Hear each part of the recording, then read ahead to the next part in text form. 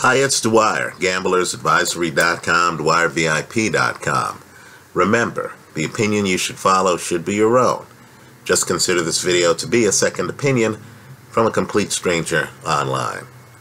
Also, for discounts for new accounts at fanduel.com, the promo code is Dwyer777. Well, Luis Ortiz, unbeaten heavyweight, has changed his people around him, right? He's with a new promoter. And if reports are true, he's scheduled to fight Malik for the WBA Intercontinental title in a fight that, according to boxrec.com, a very important website, is scheduled to go 12 rounds. I believe he's making a mistake.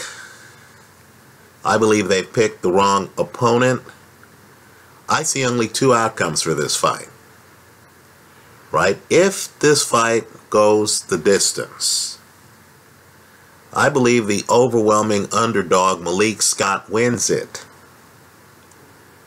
If it doesn't go the distance, if it ends by stoppage, then I believe Luis Ortiz wins it. I don't see any in between. For gamblers looking for value, you may want to consider looking hard at this fight, looking hard at Malik Scott.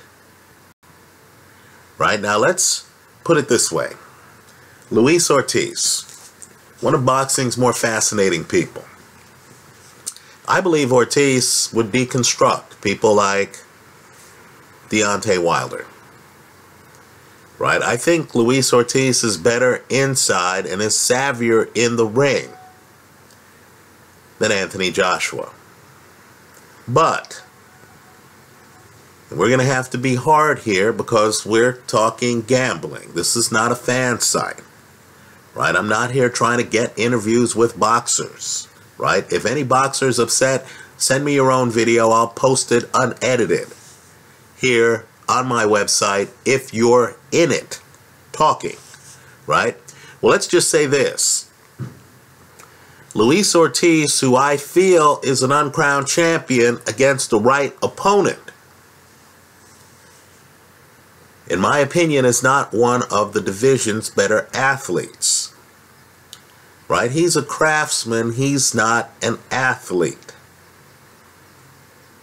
Right? I believe that he comes out in fights and he looks good early because, as anyone who plays pickup basketball with young guys know, you can front for a few points. Right? You can show up and have a lot of effort early. But then later in the fight, you notice his athleticism waning. You notice he can't move around the ring that well after a few rounds. Right? He's not Deontay Wilder. Deontay Wilder, in my opinion, might not be a master boxer, but he certainly can move around the ring. Right? This guy can't after a few rounds. Now let me say this.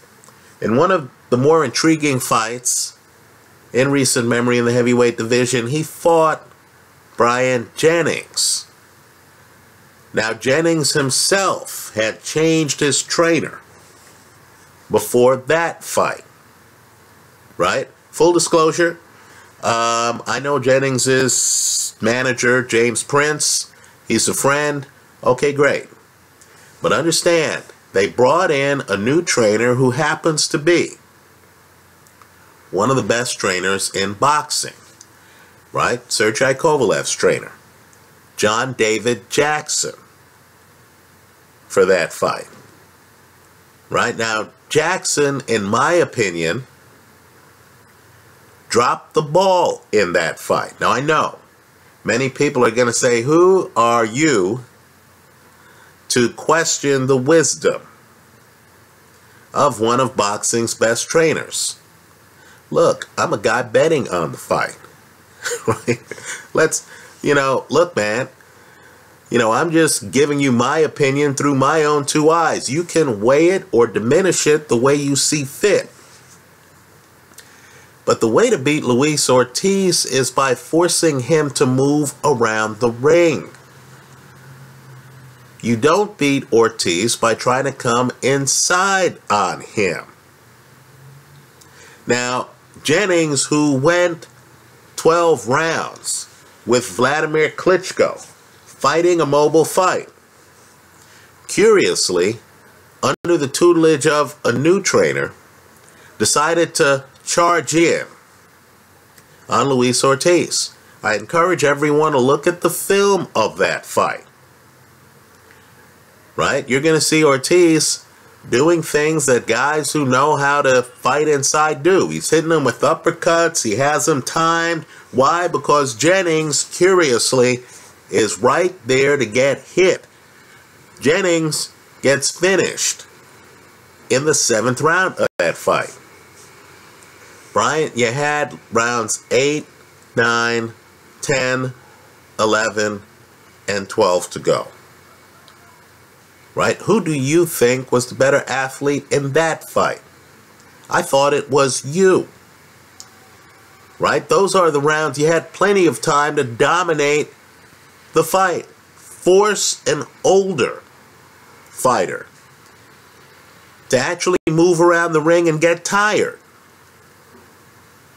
Well, let's just say, if you go to BoxRec right now, you're going to be astonished to learn that the last time Luis Ortiz went the distance was 2010 in an 8-round fight.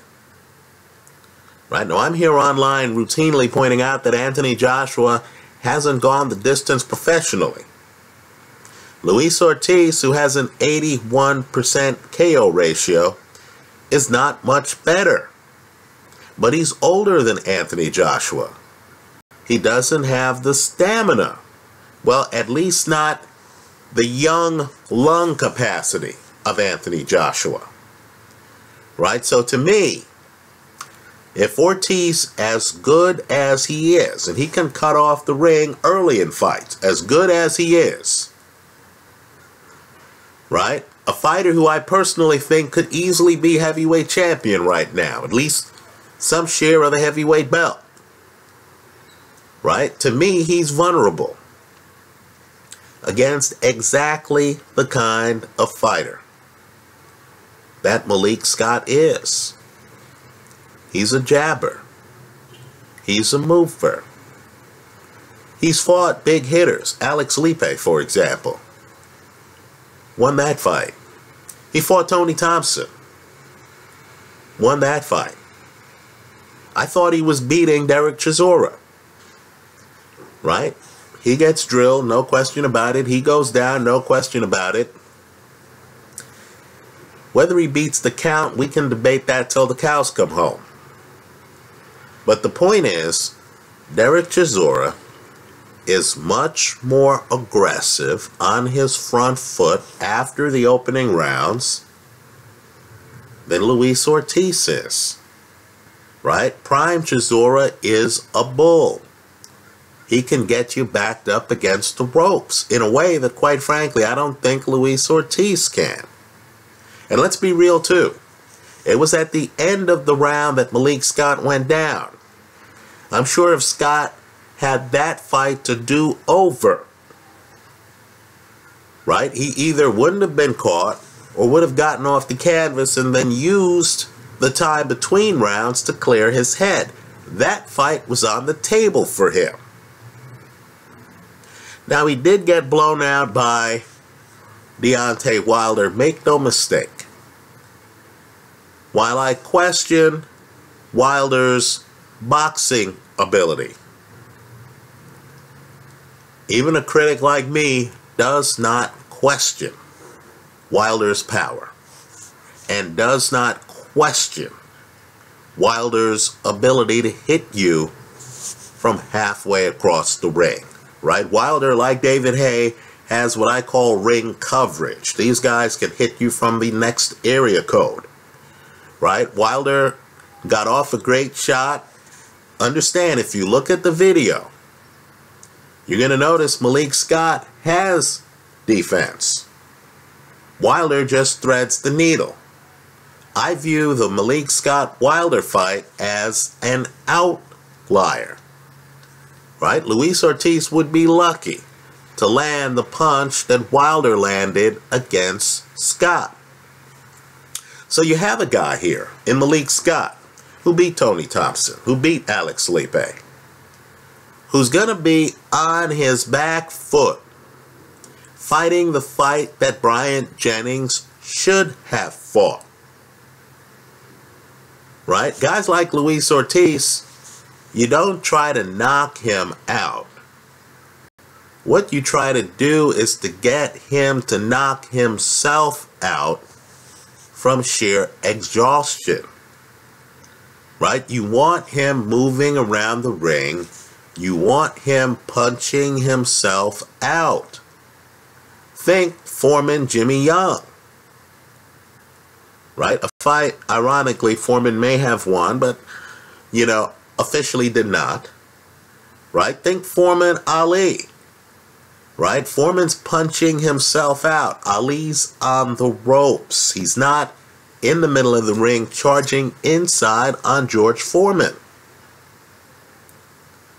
Right? So, with all respect to Luis Ortiz's new promotional group, and they're one of the best in boxing. Right? Just like Ryan Jennings' trainer is one of the best in boxing. With all due respect to Luis Ortiz's promotional group, styles make fights. This is the wrong guy for Luis Ortiz. He'd do better fighting Deontay Wilder than this guy, right? I know Malik Scott doesn't have a title. Look, we're looking at his style. We're looking at the attributes he's going to bring in the ring. He's going to be outside on his back foot. He's going to be changing direction. Understand, Scott is a master at moving around the ring. That Glasgow fight, I thought he won the fight. Officially, they called it a draw. Understand, Glasgow is the guy who Charles Martin supposedly beat to win the heavyweight title. Right? Scott has been in the ring with world-class opponents. And he's a master at being on his back foot, dancing around, changing direction, hitting you with jabs, piling up points. You want to see a guy utterly tired during a Malik Scott fight? Look at the Tony Thompson Malik Scott fight. Tony's chasing him around the ring. At a certain point, Tony gives up. Tony's spent. Now, understand too, I'm big on mental toughness. I know Malik Scott has had some horrific interviews, right? Malik Scott's not the person I would want spearheading my PR campaign. But when it comes to fighting, understand, this guy went to Australia and beat Alex Lippe. That Derek Chisora fight, that fight was in the United Kingdom. Right? Malik Scott is not going to be overwhelmed by the moment. Right? We need to be respectful of and mindful of these veteran boxers who've already been placed in demanding situations and who have survived them. Right? I believe the world right now is fascinated by fighters in their 20s who haven't been tested like Malik Scott's been tested. Right? So, to me, what it all adds up to is when this fight is formally announced and when the odds are posted and when I look at the Scott side of the ledger and I see crazy odds, right? He's going to be what? At least a 5-1 underdog. Right? I'm going to put money on Malik Scott to win. And I'm going to hedge the play with Luis Ortiz, the favorite, by KO. Right? Let me just say this too. Did you know that the 7th round, the round where Brian Jennings took him, were the most rounds Luis Ortiz had fought recently? 7. Right? And so, again, I don't know why Brian Jennings didn't have a long game. Right? Didn't think, okay, look, this guy's going to be a crafty southpaw early. He's going to look good. He has skills. Let me be across the street early. By round 9, this guy's finished. Malik Scott has a long game. Right? He's not going to be foolish enough to be thinking about coming in the middle rounds and trying to finish Luis Ortiz. All he has to do is stay away early, lift the tempo and pace late. That's what he didn't do against Glasgow, right? Frame it. You're winning the fight. Come in with some flourishes later just to remind the judges, look, man, I'm here. I'm in better shape than this guy. Right? He needs to, just finish with a little bit of style. And I think he becomes the first man to beat Luis Ortiz. Understand, he doesn't have to beat him dramatically. When you're fighting an unbeaten fighter, all you have to do is become the man on his record who's in the loss column. Right? Luis Ortiz would be 25-1. So we would look at him and say, wow, who did Ortiz lose to? Then they'd say Malik Scott. That would immediately legitimate Malik Scott as a big-time contender at heavyweight. Understand, since the fight's for the WBA Intercontinental title, he would have that minor title. Right? And that would place him in the pecking order to be a viable opponent against many of the other guys in the division. Right? So, this fight has upset written all over it.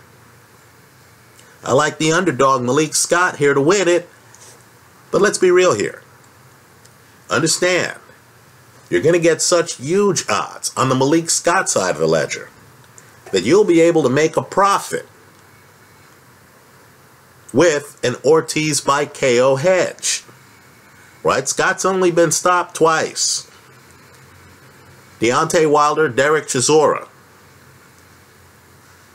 Right? Luis Ortiz by KO, I'm guessing, at worst, the books will give you a -200 on that. So if I'm getting a +500 or higher on Malik Scott to win the fight, and the KO prop's a -200, understand, I can have money on both options, and I can profit if either happens. But understand the risk involved. If this fight goes the distance, and if Luis Ortiz is awarded the decision, he's well connected, again, high-profile promoters, right? Unbeaten record.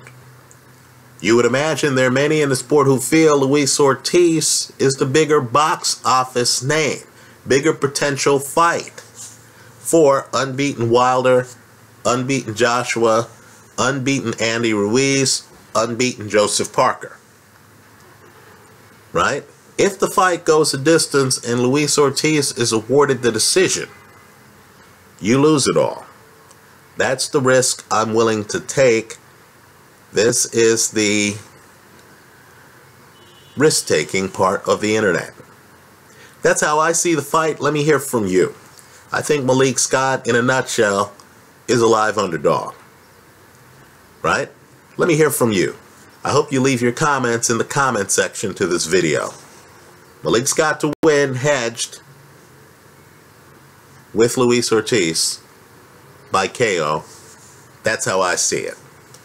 Your turn. in the comment section to this video. Thanks for stopping by.